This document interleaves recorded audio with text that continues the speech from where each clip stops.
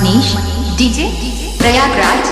मेरा सजना संवरना है किस काम का, माला जपते हो तुम औरों के नाम का।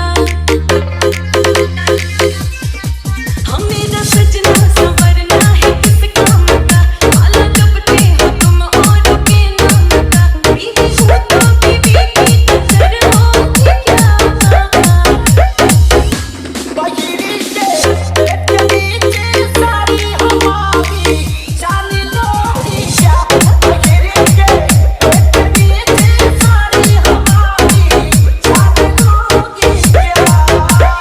मनीष डीजे कुछ भी तो बतिया बदल देते हो, सगरों दिलवा के सरधा कुचल देते हो।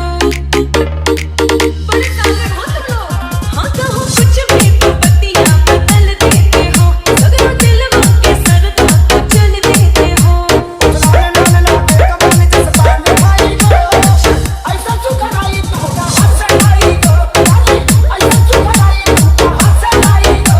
अरे हमसे भी ज्यादा कोई सुंदर होगी क्या। बोलो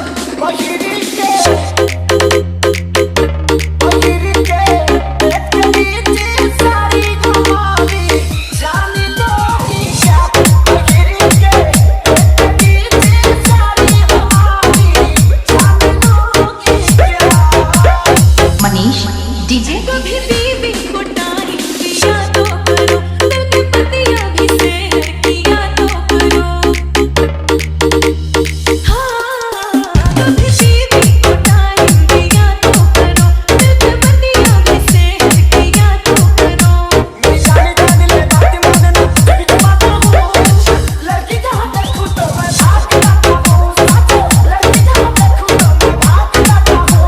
कुछ भी तेरी अच्छी नजर होगी क्या।